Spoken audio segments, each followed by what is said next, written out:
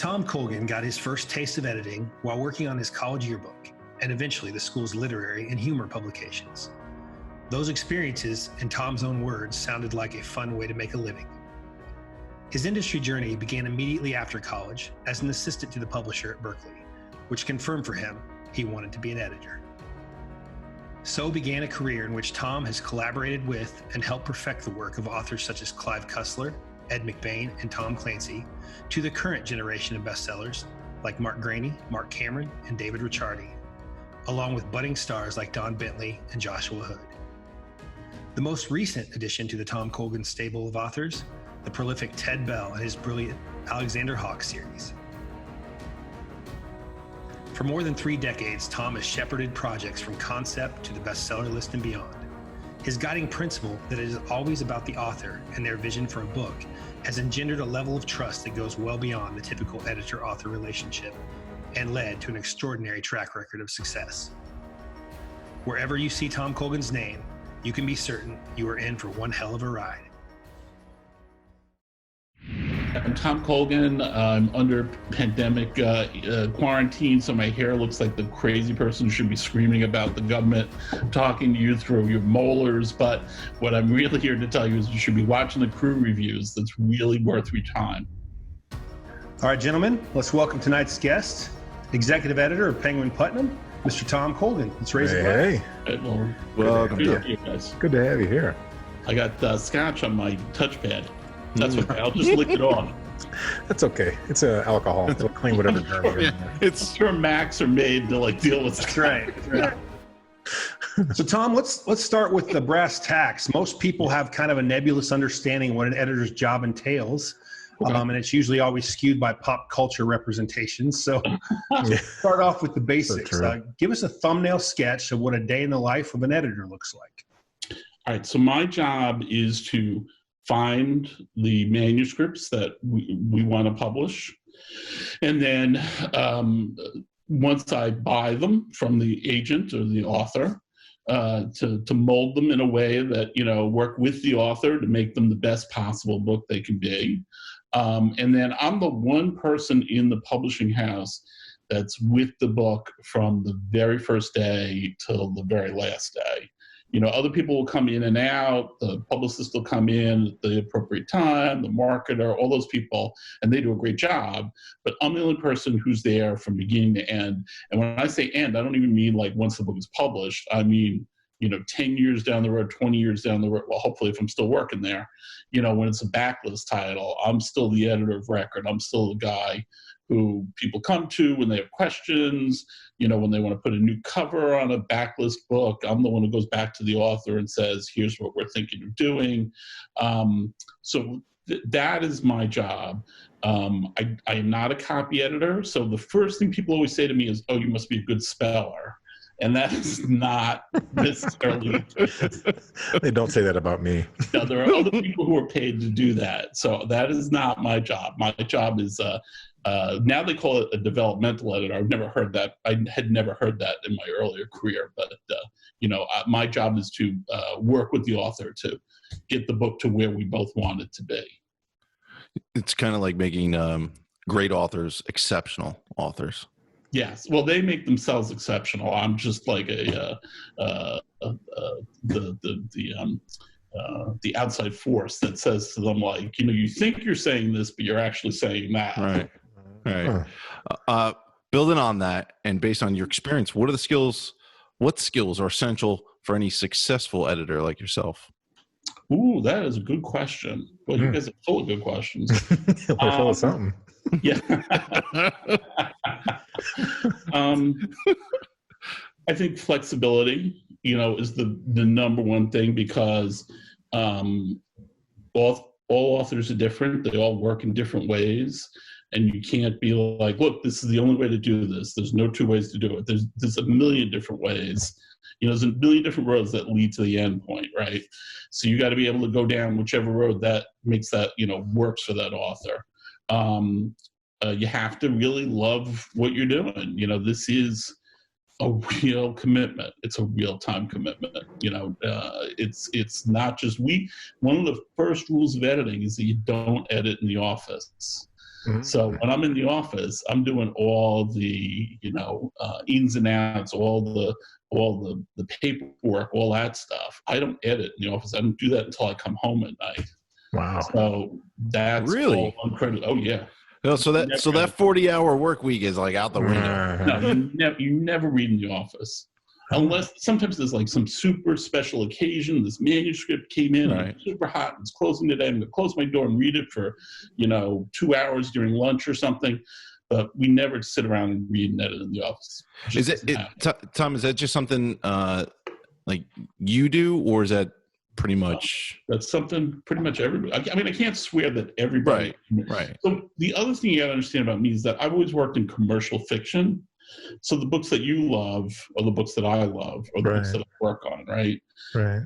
The experience of, say, working on, like one of the Pulitzer Prize winning authors or something, I think is not something I've ever had the experience of doing, like literary fiction.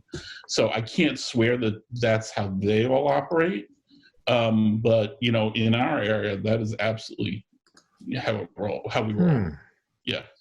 During that process, the everyday process, and I know there are exceptions to this, but does it ever get contentious? Like, I mean, in a way, you're advocating for the book. Do you ever run into sort of pushback on things you feel strongly about, whether it comes to how it's marketed, whether it comes to, and again, I know you always defer to the marketers, but as far as their expertise, but have you ever had that experience where something came up and you're like, I really just don't agree with this approach? Yeah, sure. But, we usually never contentious. Right. I mean, yeah, sure. I mean, obviously I've said like, gee, I don't really, you like this cover? That's not really the cover I like. I mean, I think this other cover might work better. Or, you're going to, do this particular marketing thing. I don't know. I don't think that, is really probably the best use of his time or whatever. But it's never contentious. It's always a discussion. And sometimes my side of the argument wins and sometimes my side of the argument loses. Frequently I'm wrong about things. I mean, certainly covers, I have a vision of covers, and then, I think like, they're not gonna be able to pull this off. And then they do something that I never expected. And I'm like, wow, that's why they're directors. Like make 1 minute out orange, like a nice bright orange. I had that whole summer of orange where I had that, and I had a couple other books that were all orange. But they look good. 1 minute out. It does look good. It does. Your storied career spans some of the most important and influential authors in thriller genre. Yeah. Tom Clancy. I don't know about storied, but go ahead. Well, we say storied. Lay it on. Those are our words. Yeah, exactly. And they're true. Clive Cussler, Ed McBain. Sure. Obviously, Mark Greaney, Salvatore Lombino was his real name. No kidding. Oh, cool. I didn't know that. Yes. So he went by Evan Hunter. That was his first pseudonym. Oh. His real name when he was born was Salvatore Lombino. He told me that. I think we were at BEA or ABA, it was called at the time. Yeah. He said, you know what my real name is? Salvatore Lombino. And I was like, wow. Jeez. A big leap from Ed McBain. Yeah. It kind of has a good ring to it, though. Yeah. I'm sorry I interrupted you. No, that's a really good question. Yeah. With those names in mind, have you ever been able to narrow down or to divine what that it factor is for novelists reaching the New York Times and other bestseller lists? No, nobody does. It's just, I mean, you just know it when you read it, right? I think of someone like Jack Higgins. Now I'm bringing this up strange, sort of out of left field. Not that I ever really worked that much with Jack Higgins, but he wrote, The Eagle Has Landed, and all those books, and his more recent books. And then one time his agent said, he wrote a whole bunch of like cop stories, like way back in the 60s, and I don't know if like you'd be interested in them because they're literally like cheap police procedurals that he wrote like in the 60s set in London. And they were amazing. Oh, wow. You just read them and you're like, wow, you just see that this guy, he could have written, you know, Mary Had a Little Lamb, and you would have been like, whoa, what's going to happen with the lamb? You know? I mean, they just have it, right? They just have it. Sure. And if I could tell you what it was, I would just tell my author, I'd say to my authors, look, this is what you have to do. Yeah. But nobody knows, you know, it's just, I mean, it's a combination of talent, hard work, inventiveness, you know, it's like a whole brew of all these things. Sure. You know it when you see it, though. Yeah. Or read it. Yeah. You do too. Yeah, for sure. Yeah. We talk about some of these fantastic authors, and we read their stuff, and it makes me angry. I've quit so many times this week already. Oh yeah, we were talking about that. I read the first car. Yeah, exactly. Damn it. Well, I read the first novella in Don Winslow's collection the other day, Mm-hmm. and I put it down and I texted those guys. I'm like, I'm quitting, dude. I'm done. This is. But then my son, who's a college football player at Eastern Michigan, he said, Dad, it's just like me watching Jalen Smith. We play the same game, but we don't play the same game. Yeah. And I thought, man, thank you. You're right. You're right. That's good. I feel a little better now. So I'll enjoy my small college career as an author. So Mike kind of summarized some of the people you worked with. But give me an author, living or dead, who you would have liked to have worked with, if for no other reason than to see their process up close. Ooh, that's a good question.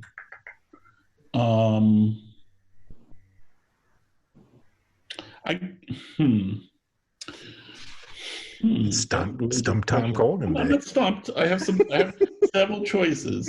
I'm gonna go with Lee Child. I did sort of work with Lee. I was his paperback editor, but I wasn't involved in the editorial side of it. It was really just the packaging side. And he is a really super nice guy. I've met him many times and really enjoyed talking to him. And he is my favorite thriller writer. I don't know. I used to say my favorite thriller writer writing today. I don't know whether you can say that right now, but you know, right? He is still sort of writing, you know. Sure. But yeah, I think Lee he's a fascinating guy. It's a fascinating character, and what he does with him is just really interesting. He's had I think several. Reacher has gone through several, the books have gone through several passages. There was the early period, then there was sort of a middle period, and then there was the end period where I feel like he reinvented him. Even though on the surface, it doesn't seem that way, but when you dig a little deeper, you can see he's a little bit different. I think it absolutely seems that way. I completely agree with you. Yeah. For sure. Is that just growth of an author, or do you think that's a conscious effort? Well, you know, I think you'd really have to ask him that, and I can't answer specifically because I wasn't involved in them. But authors, you know, good authors grow, you know. Sure. I mean, hopefully we'll talk about Mark Greaney later, but one of the things about Mark is that, you know, he does grow from book to book. It's not, you know, it would be very easy to hit the Times list and be like, okay, great, now I'm just going to crank out. The next book will just change the setting, different characters, blah, blah, blah, and here we go. And he won't do that. Sure. Kind of as a follow-up to that, with all the writers you work with, do you see more similarities in how they work or more differences? You mean their process, how they work? Oh, differences, totally different. You know, I mean, it's astounding to me how, like we said before, how many different paths there are to the end point. It's unbelievable to me, like how different people work. You know, some people, I'm not a writer. So I have always thought that if I ever did write, I would just be like, okay, I'll start on page 1 and end on page 325. But, you know, I've had authors through the years who jumped around, authors who said like, okay, I'm going to have like 6 big set pieces, so I'm going to write them and then fill in the parts in between. I've had authors who like wrote the beginning and wrote the end. I had one author, and I could name him because I don't think he'd be upset about this, but Raymond Benson. I worked with him a long time ago on the James Bond books, and then he wrote the Splinter Cell books for us. And he writes these huge outlines. I mean, they're really, honest to God, they're like 50, 60 pages long. And I'm like, Raymond, all you got to do is add the dialogue and you've got the whole book. So, Right. And then other people, I had authors, Sue Henry years ago who wrote mysteries, and she would tell you flat out, I set it up at the beginning and I have no idea when I start writing who the murderer is or where it's going. Wow. I just go into it, and, by the time I get to the end, I figured it out. So, I mean, it's just, there's no simple answer to that. Right. But yeah, everybody's got a different path. We had CJ Tudor on, and she was one of those, and she said she literally has no idea. She has a vague idea where she's starting, and I asked her if she'd ever gotten really far into her book, and it turned out to not work, and she had to scrap it. So far, she hasn't, but that would be my fear. I would be scared to death that I'd 50,000 words in. Yeah, I hear what you're saying, but I think that's probably true of any author. Yeah, I think even authors who don't outline, I think any author can find themselves, even if they outline or whatever, can find themselves, a quarter of the way in, halfway in, or three-quarters of the way in, and say, like, this isn't working. Yeah. So, I think it's probably less likely if you're really a religious outliner, but it's still possible. Yep. Sure. Speaking of religious outliners, Kyle Mills writes 30,000 word outlines. Is it really? Yeah. No kidding. Actually, I thought it was more than that even. It might. Well, I think it was close to 50, but then he does all the set pieces and then he fills it in after that. And he'll jump to like chapter 36 and then 9. I was like, I wouldn't be able to keep all that in my head straight. No. Oh, that's crazy. My ADD would kill me. Tom, plot driven or character driven? In your opinion, what's the most important aspect of an effective thriller writer? Plot driven. I don't think there's any question. The character has to be true. You got to be true to the character, especially if you have like a long running character, you got to be true to the character. And you set up your world and you have to be true to that. You can't pull a rabbit out of a hat, somewhere along the line because it's easier for you to, just decide like, suddenly, he's going to have me at point blank range and he's just going to miss me or something. So, but I think truly effective thrillers are about really effective plots. We kind of alluded to this a little bit earlier. For the novice author, starting on the publishing road, can you explain the difference or can you explain the process once an editor receives the manuscript from the agent? Okay, so the agent usually contacts me, sends me an email, calls me, and says, "Hey, I have this manuscript. I'm really excited about it. Would you, and gives you like a sort of brief, like, it's about this, that, and the other thing." Sometimes they'll compare it. They'll say, well, it's like, Lee Child, as if Lee Child wrote Little House on the Prairie, which I would love to read. Go out. That'd be awesome. Give me that book. That's a bestseller. Writing this down. Then,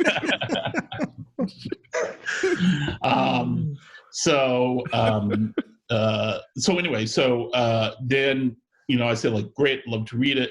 They send it to me, and then hopefully I can get to it like right away. Usually I can't, but then I read it.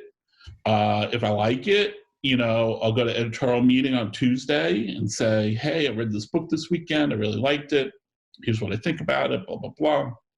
Maybe some other people will read it. Honestly, now, in my place in Berkley, if it's my kind of book and I really like it, they don't usually ask for other readings. But then I gotta, then there's a process I have to go through. I can't just say like, "Hey, I really like this book. I want to buy it." I have to come up with comp titles. I have to say, okay, I think this would be like David Ricciardi's first book. Not Code Black. I forgot David Ricciardi's first book. Flag. Warning Light. Oh, Warning Light. So I'm gonna run some numbers based on Warning Light, and then I gotta go to my boss and say, okay, here's the numbers, here's what I think the book is worth.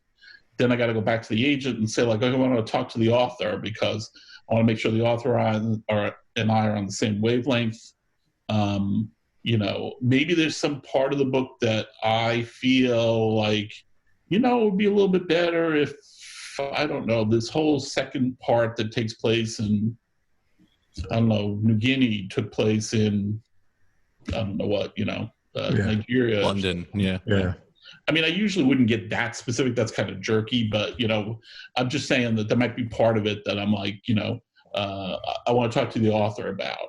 And I also want to get a feel for the author to see if it's someone who's like, oh, cool, I'd love to collaborate on, almost always. I've really rarely ever dealt with authors who are like, no, I'm not changing anything. I really like it the way it is. Jeez.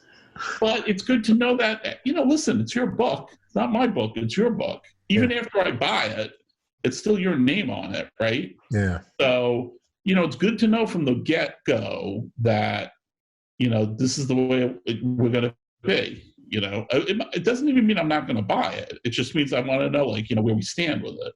Sure. And then we go back to then it's a matter of talking to the agent about how much the book is worth. A good agent will never take that first offer. A good agent will be like, yeah, I think you can do better than that. That's what you have an agent for. Right. Get the bartering going. I can't imagine any author coming back to Tom and just going, no. Nah. Your idea sucks. They push back on you completely. Well, that's cool. No G5, no deal. No.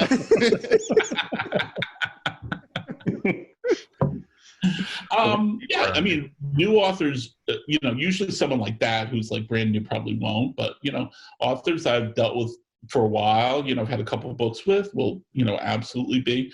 I mean, Mark Greaney and I don't agree on everything, and, that's okay. I mean, that's what the discussion is about. Yeah. Right. I'm just presenting options. I'm just presenting, I don't want, well, you have other questions, but, the thing I always say to authors is what makes me a better editor of your book than you is that I'm not you.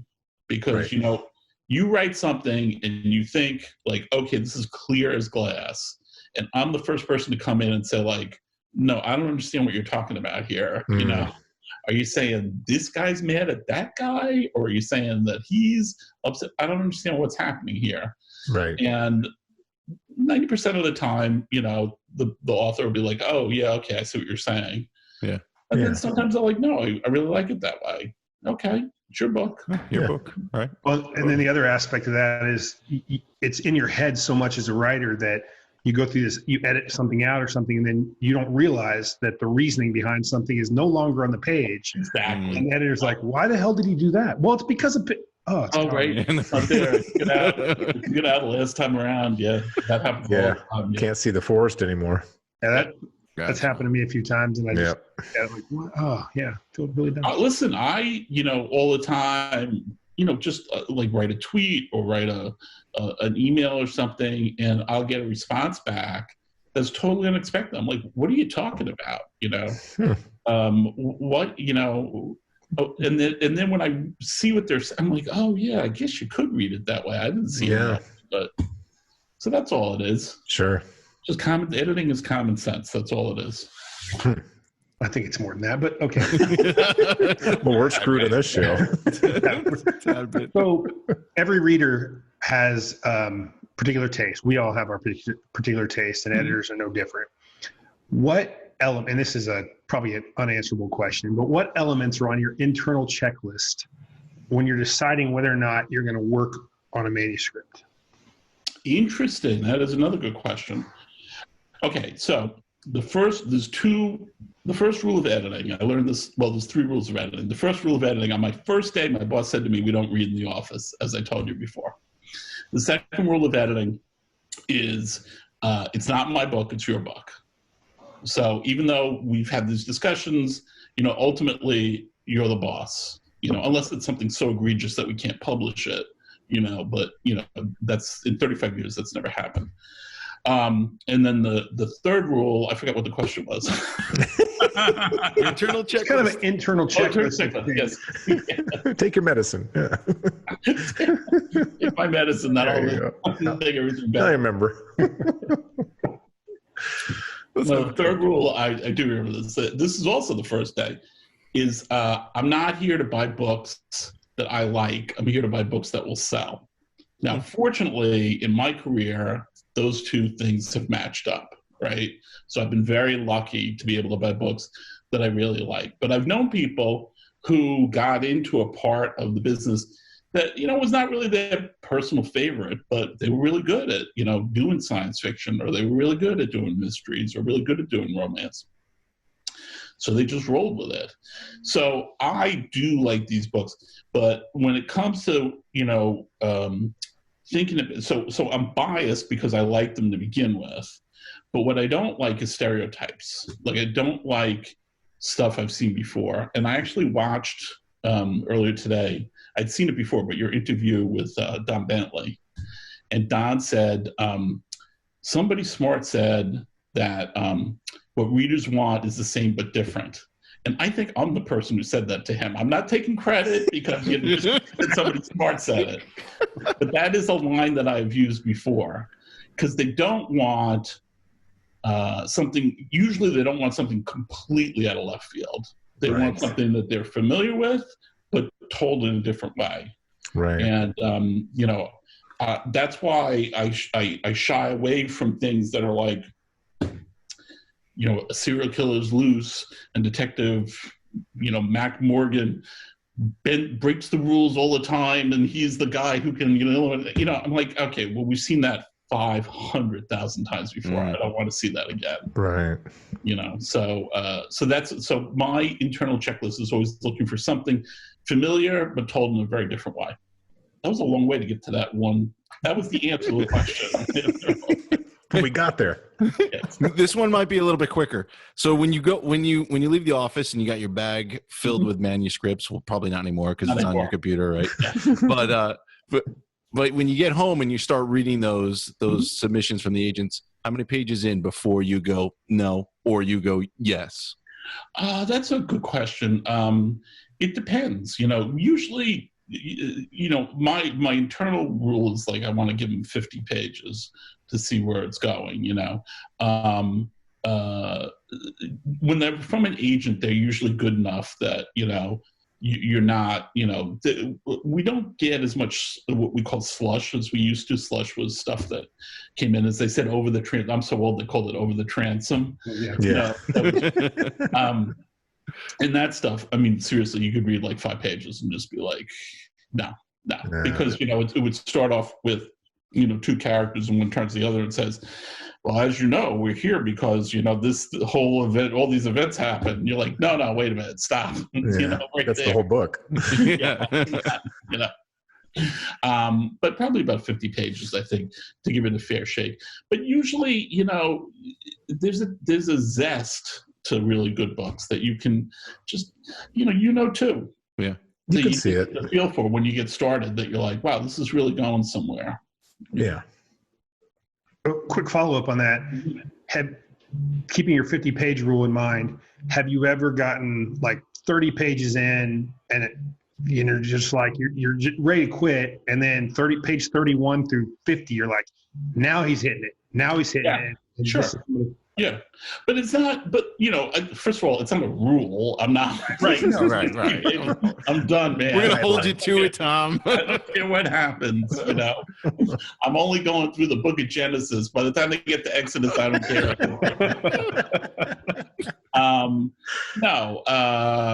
Yeah, definitely. People, especially new authors, sometimes have trouble getting started.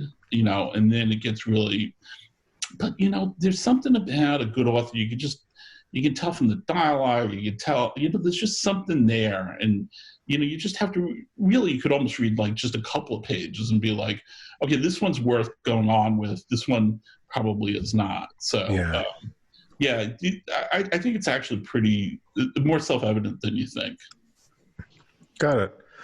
Have you ever been approached to write a book on editing?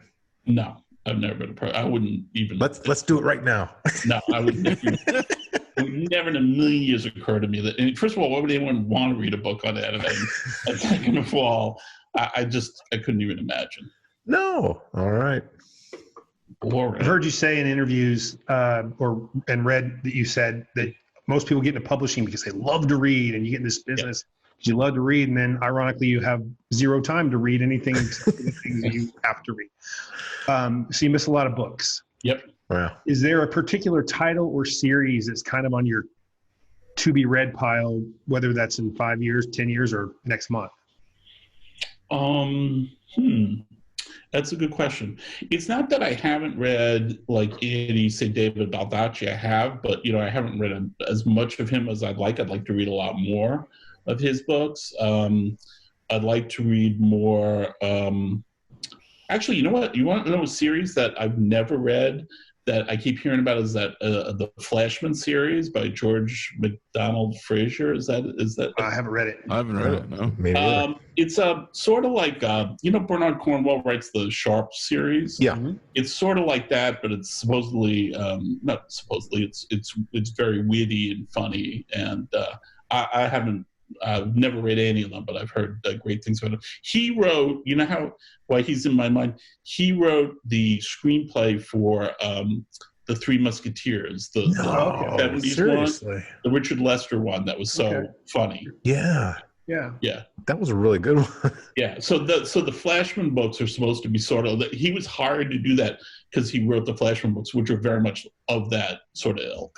So yes, that's my choice right there. I like that. I wrote that one down. It is kind of, it's like you get into this business because you love to read, and then you're reading all these manuscripts and all this stuff, and you really don't get a chance to read for entertainment. That everyone is talking about Savage Son. I would love to read Savage Son. I just don't have time to read it now. Right. Well, I got to be honest, in a very small way, we've experienced that with the show because we don't want to have an author on who we haven't read.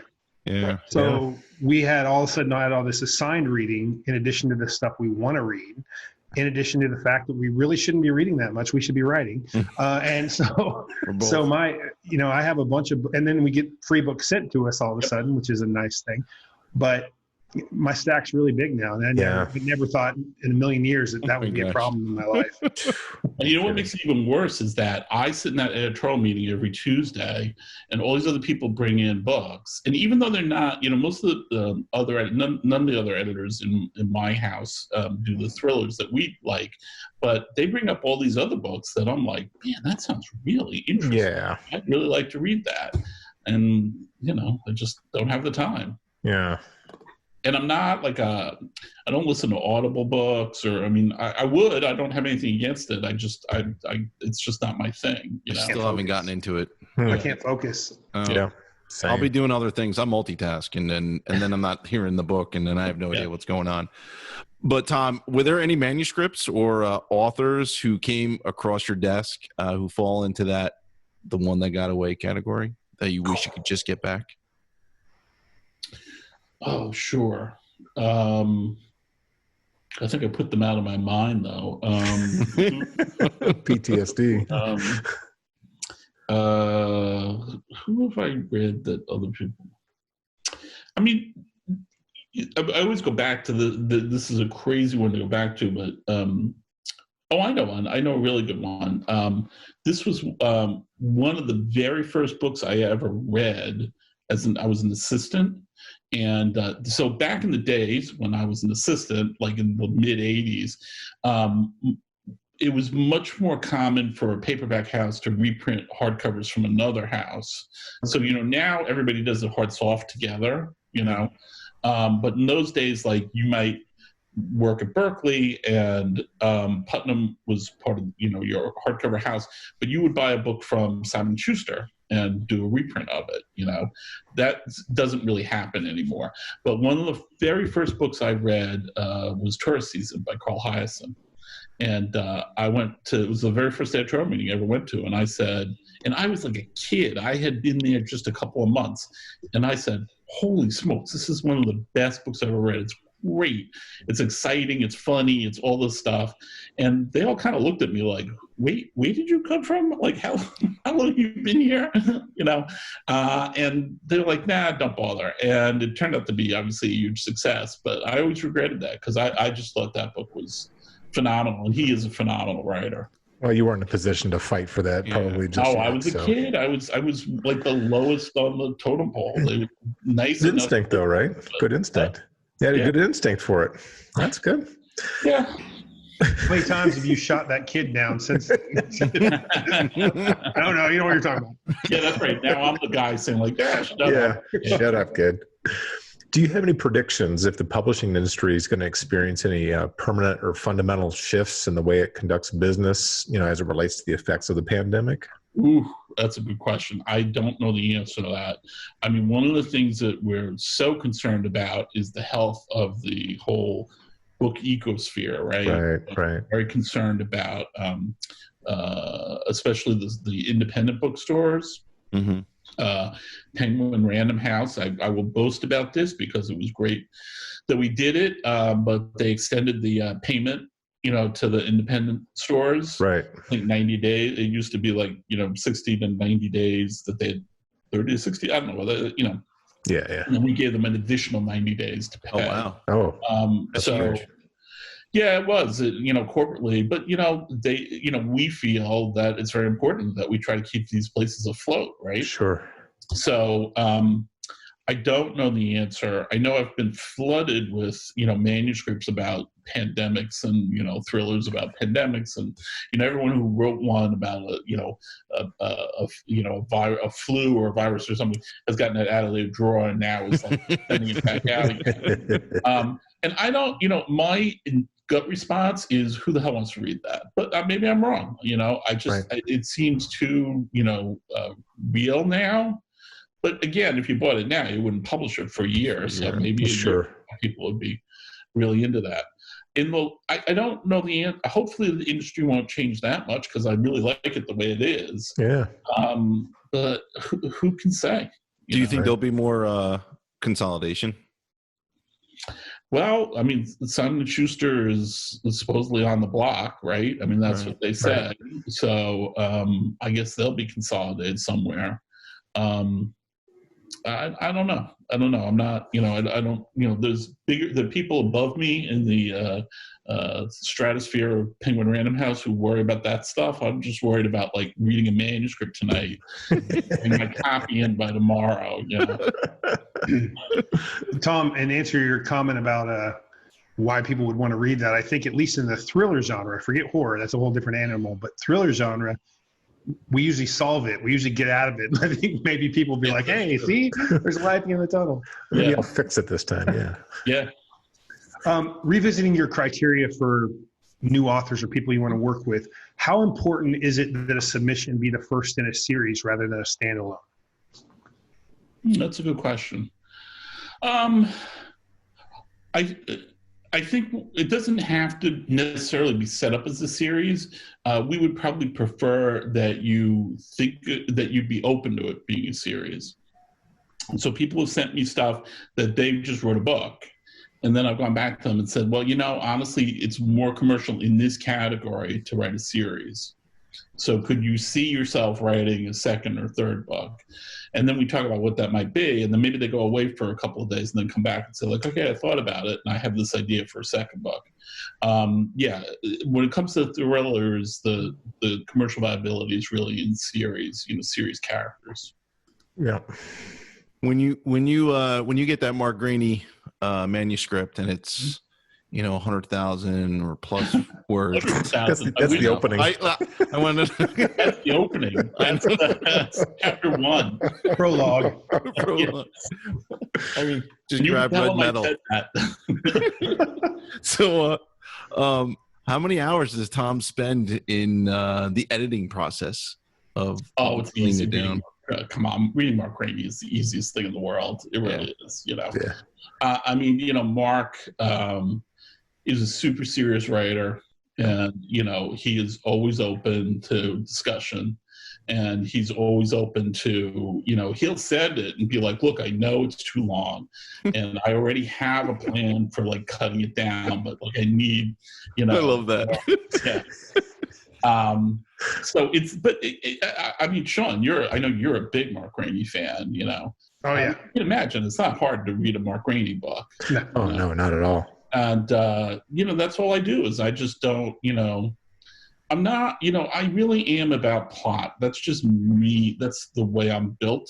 So I don't get like hung up on like, I understand the character, and if the character acts strangely, like I'll say something, but it's really, I can see how the plot develops and how the plot goes through. And that's the part that I'm really, interested in. So, it usually takes me like 2 days or something to get through, the first draft of Mark's book. And then we, talk about it. He'll probably say, no, it takes 2 weeks. What the hell is he talking about? I sit here for days waiting to hear from them. Didn't you have to fly down to his house one time? I did fly down to it. It had nothing to do with that. I know. I'm always happy to go down and see Mark. But let me go back to let me say this. So 1 Minute Out was first person. Right. And that's a perfect example about the way Mark works.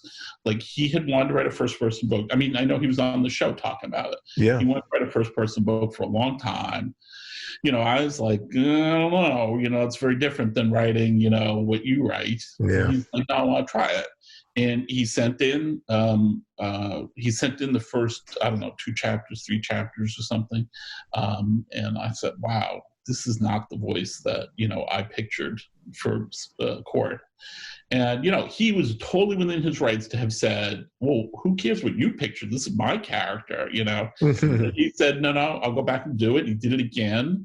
And I was like, it's almost there. But, here's the part that, I think doesn't work. It doesn't feel right, blah, blah, blah, blah.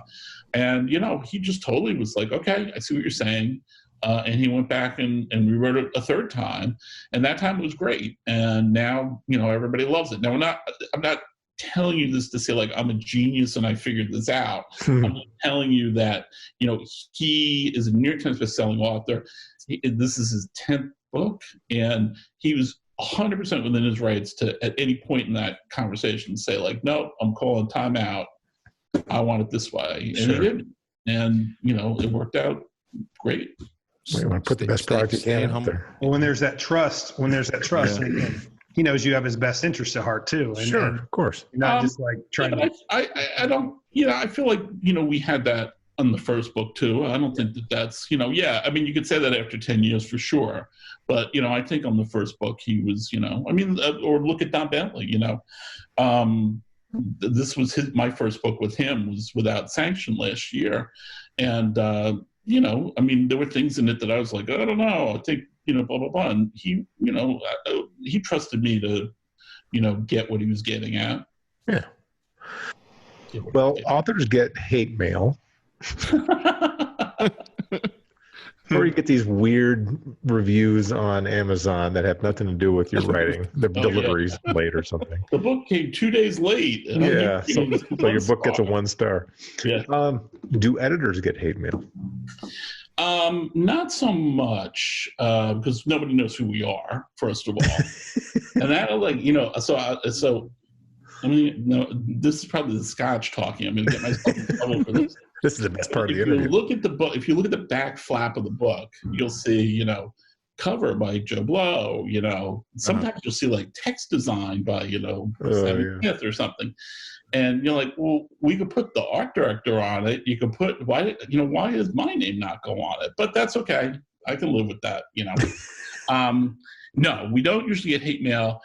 I will tell you this, and I say this advisedly, knowing the people who watch the show, and I'm just telling you, it is a simple fact.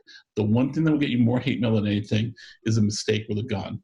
It is unbelievable the way they respond to mistakes with guns. It's crazy. It is all out of proportion. You deliberately did this or something. I've gotten many of those letters over the years. Yeah. And I don't understand what it is, but it really riles people up. A lot of so-called experts, that's for sure. Well, sometimes it is a legit mistake, but if you said this is a 9mm instead of a 38 caliber or something, well, that's a pretty big mistake. But I'm just saying, something. Sure. 16 instead of 15 or something in the clip. You get these crazy letters that are, like it's a work of fiction. Just go with it. All made Enjoy it. Yeah. We'll fix it. Don't worry. Or didn't Mark and Rip put afterburners on their Afterburners Oh on my an gosh, A10. afterburners on the A10. Oh my gosh, I never heard the end of that. They talk about it. They perpetuate that. I think they realized I that think was Rip's a the big one who really like takes that one hard. Yeah. Deeply to heart. But you know what? It's all our faults because I should have realized it. The copy editor should have realized it. The proofreader should have realized. I mean, there were a million people who let that go, and whatever. That's a hell of a book, man. It is a hell of a book. And there's a second one coming. I know. That was my favorite book of 2019. Was it really good? Yes, it was. Absolutely. What's his? Yeah. Yeah, they did a great job on that. An absolute great job. Well, Tom, you actually survived the main portion of the interview. I don't know how he did that. Survived it. I don't know if it felt like a decade to you or if it felt like it was like that. He's had 2 birthdays. But Let's toast to him for surviving. Yeah. This is called the lightning round, although we were really, really hoping to call it the bullet round after bullet bourbon at some point. We'll keep trying. On that, he'll get your sponsorship from Bullet Bourbon. That's what we're working on. That's what we're working on. Oh, the 10 years, my favorite. But you know the drill. You've seen the show. Yes. Not much thought into the questions. So. Well, that's okay because I haven't given much thought to these other questions. That's why we love them. So this one's a very personal question. What is the significance of the number 14 in Tom Colgan 14? Oh, my birthday is April 14th. I had There you go. I'm May 13th, so I have 13 all over my stuff too. Darn it, I was hoping it was something much more dark and secret. No. Okay. Sign of the beast or something. We like to break news on this show. I was Carved in his head, yeah. I was 14 and I killed a man with a trident. Really? With a trident? Wow. The trident? Is that what you said? Aquaman. The Anchor Man. All right. Number 2, what is your favorite holiday and why? What is my favorite holiday and why? I would say it's actually Halloween, not because of the trick-or-treating or the dressing up part. I just absolutely love the fall and I love October. And so I do like sitting. We have a porch. I love sitting out on the porch and giving out candy to kids that come by. Whoa, back that up. That sounds creepy. But, No, it doesn't. I know what you mean. Okay. I know what you mean. It's a blast. We'll get that in editing. It's a lot more fun to go from that stage of taking your kids to every house than sitting on the house and giving out candy. It's so much fun. Yeah, that's pretty cool. All right. Last question. As our resident expert on the species, who is the better penguin, Burgess Meredith or Danny DeVito? Oh, that's a tough question. I'd have to say Danny DeVito because I was never into the campy one. I really just was not. Even as a kid, I didn't really love the campy Batman, except when Robin was eaten by a giant clam. That one freaked me out as a kid. Freaked me the hell out. Well, it was a trick question because the answer is the penguins on the Madagascar cartoon. They were superior penguins. But we'll accept Danny DeVito. Okay. Tom, what life advice would you give to your 18-year-old self if you could? Oh, wow, that's a good question. My life turned out perfect, so I mean, I can't really. Couldn't Cheers. be happier with where I am and what I'm doing, except for this moment. But in general. Listen, in 30 years, you're going to go on the crew reviews. And your career is going to just go right down the toilet. Ignore those guys. Buy Apple stock is the answer. Oh, yeah. Buy Apple stock, yeah. Oh, definitely. No, I just tell them. I think probably my 18-year-old self. I'd say just relax. I mean, don't worry about that F in music appreciation in college. I actually switched to pass fail because I thought I was going to get an F. And I mean, and then, subsequently now for 35 years, I've been hiring kids, obviously assistants out of college. And I've never once said to one of them, I don't know about this GPA, man. You got you failed music appreciation. I would have hired you, but you're out the door. Tom, it goes without saying you're a man of many talents, but which is your most useless one? Well, my most useless talent is I don't know. Actually, it's not a talent. I'm not allowed to put stuff in the dryer because I just chuck everything in the dryer, and then invariably my wife says, "You didn't put that in the dryer, did you?" And I say, "Oh no, I didn't put that in the dryer." And then it's all shrunk up like this. You know? When I thought of that question, I did not think of that answer was coming from you. That's awesome. Adding on that, what's the dumbest way you've ever injured yourself? Just the other day, I stabbed myself with a meat thermometer. Where? Your thumb? It was like it had a case, right? So you had to pull it out of the case, and it was hard to get out. And you know how like sometimes when you pull something out really hard, you snap back.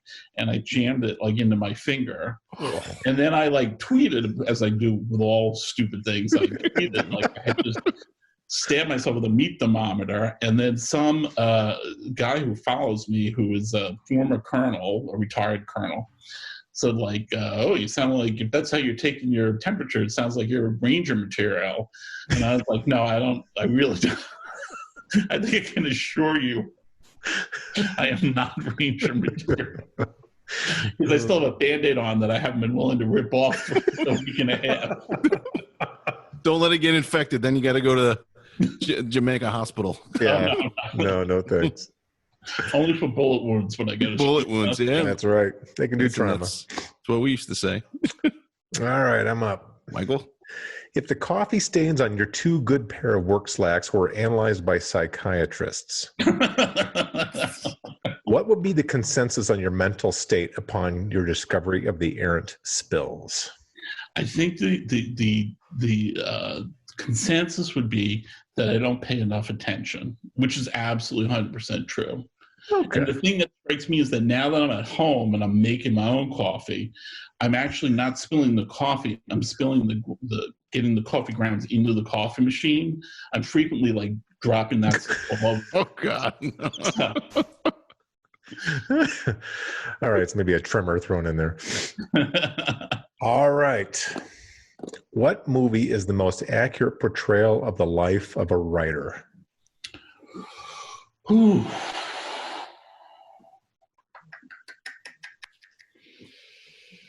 Well, I just watched It's a Mad, Mad, Mad, Mad World. That's a good one. A lot of writers I know. That's a great one. That's a good one. I don't think any of them are. Well, I shouldn't say that because I'm sure the ones that are serious, literary writers. Yeah. The Max Perkins movie, whatever that was, The Genius, right? I never actually saw that. I think the life of most of my writers is very like ordinary. The day to day is like, I'm sure they're writing, but they're also going to CVS to pick up a prescription and so it's not like Misery or something. Yeah, exactly. So, I have never seen publishing accurately portrayed in the movies. Never. All right. It's always very, cherry wood, cabinets and, bookcases. So James Caan in Elf, that wasn't an accurate. Oh my God, that was great. The blank page. The blank page. Send it. I was like, that's my life. Yeah. All right. Number 3. Mm-hmm. What passive verb should call for summary execution? What passive verb? Oh my God. I knew there would be like, grammar on this test. I think what Mike's really asking is, what do you see on the page? And you're just like, I know.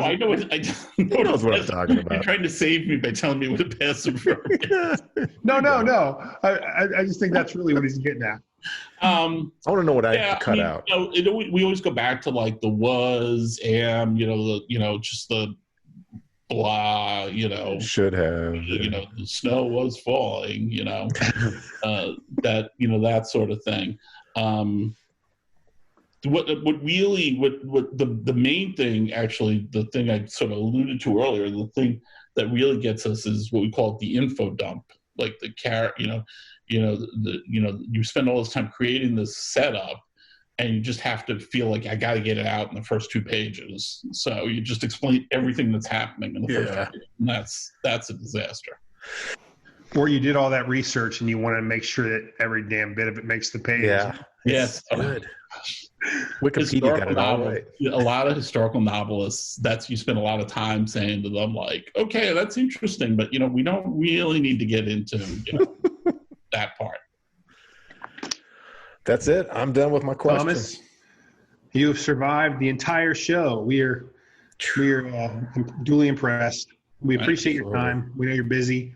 I think you guys are crazy, but I said to someone, yes, they had the last couple of weeks they had Robert Craze, like CJ Box, like Jack Carr, and now they're gonna have me. This is not what flattening the curve is supposed to be about, No, honestly, we get into a lot of discussion about craft and process during our show, and it's fascinating to us to hear from the writer's perspective, but we all follow you on Twitter. Your dialogue for your coronavirus diary is going to be a number one print, man. bestseller once it's assembled. We know our readers. We know our listeners, rather, our viewers, whatever the hell they're called. Friends, mom and dad. Yes, exactly.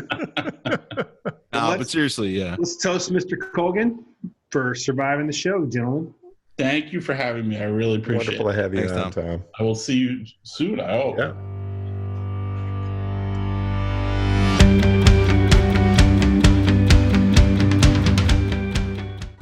Hey Tom, it's David Ricciardi coming to you live from my front porch. I thought it would be appropriate since you've probably edited each one of my novels on yours. I just wanted to say thanks for all the guidance you've given me, all the great ideas, the imagination, and especially the friendship over the years. I don't know where I'd be without you, but it would be a much worse place. Thanks again. Hello from Alaska, Tom. Working with you on these Tom Clancy, Jack Ryan thrillers has been an honor and a privilege. Thanks for all your guidance along the way. Hi, this is Mark Greaney in Memphis, Tennessee, author of, I don't even know, a lot of books, so many books I can't even tell you. But I do know that my editor is Tom Colgan, and Tom has been my editor from the very, very beginning. I think he's the best editor in New York, principally because he published me when all the crappy editors told me to take a hike. I think his other authors would definitely agree that his wisdom and his insight and his friendship is without peer. So Tom, my friend, hope to see you very, very soon. We'll get this COVID thing behind us and be having beers in New York again very shortly. Hope you're doing well. Bye. My name is Don Bentley, author of Without Sanction, but I'm not here today to talk about me. I'm here to talk about Tom Colgan. Now, Tom Colgan is editor extraordinaire, but he's a pretty intimidating guy. I mean, he has edited everybody from Tom Clancy to Janet Evanovich. And so the first time I was going to meet him face to face, I was super nervous. And so I called up my friend Mark Greaney, who has pretty much written every book in the bookstore right now. And I said, Mark, you know Tom really well. Like, what's it like? And Mark said, there's just one thing you need to know about Tom. Do not look him in the eye. Because he sees it as like a sign of disrespect, and he's like a pit bull if you look him in the eye. And so the first time I met Tom, I just kept ducking down because pit bull. And needless to say, it didn't go well. But for some reason, he still bought a book or two from me, and it has been fantastic to work with him. So grateful, Tom, that I get to work with you. Mark Greaney, that just wasn't right. Hi, my name is Hope. Thanks, Tom.